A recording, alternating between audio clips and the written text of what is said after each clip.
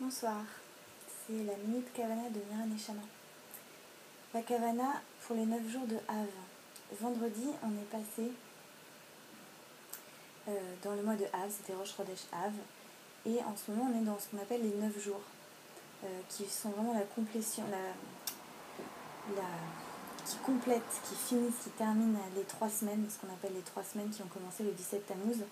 C'est une espèce de processus comme ça de deuil qui s'accroît jusqu'à culminer Tisha B'Av qui commence Motzei Shabbat là, et qui sera ce dimanche et qui est vraiment le jour de deuil dans l'année liturgique juive. Alors, cette Minute Kavana, elle n'est pas là pour vous donner toutes les règles de deuil, les interdits, les prescriptions, les choses qu'on doit faire, qu'on ne doit pas faire. Il y a des sites très bien, il y a des shiurim très bien pour ça. C'est vraiment juste pour rappeler quel est le sens profond que peut avoir pour nous ce moment de Av et la sagesse qu'il y a dans ce moment-là. C'est-à-dire que en surface, entre guillemets, on commémore des événements historiques, des événements de destruction, notamment la destruction des temples et d'autres événements dans l'histoire. D'accord. Donc on est en deuil parce qu'on fait le deuil de nos temples. Mais il y a autre chose dans Av et il y a autre chose dans Tisha B'Av. Ce que j'y vois tout simplement, c'est que ça nous apporte un équilibre dans l'année liturgique juive. C'est-à-dire que Av, Tisha B'Av, c'est notre point noir au cœur de l'été. C'est le point sombre, le point noir au cœur de la lumière.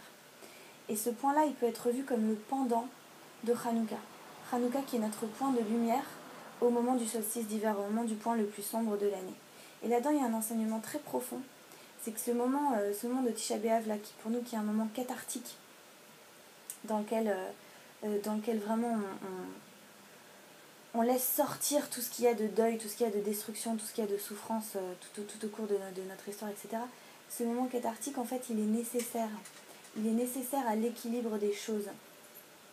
De même qu'on a besoin de la lumière au cœur du noir, on a besoin d'un point de noir au cœur de la lumière juste pour établir l'équilibre des choses.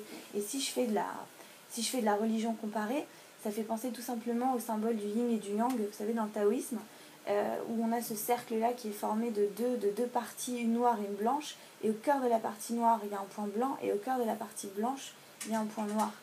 Et c'est ça aussi la fonction de Tisha B'Av, et c'est ça aussi ce que nous enseigne la sagesse juive à travers cet événement, cet épisode qu'on commémore. C'est cette notion d'équilibre, qu'il n'y a rien d'absolu, et qu'on a toujours besoin d'un petit rappel d'autre chose.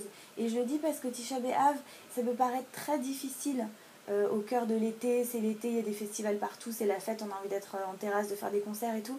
Et pourtant, il nous est demandé de nous rappeler, au cœur de l'exubérance de l'été, qu'il y a au fond de nous quelque chose de l'ordre du deuil, un peu comme quand on se marie et qu'on brise le verre, juste pour se souvenir comme ça.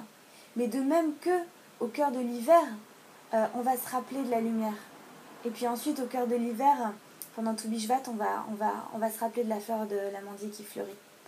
Voilà, donc moi je vous souhaite vraiment un passage vers Tisha B'Av, ces 9 jours là dans lesquels on est à présent, quelque chose de très introspectif, quelque chose qui vous permette vraiment de vivre cette expérience.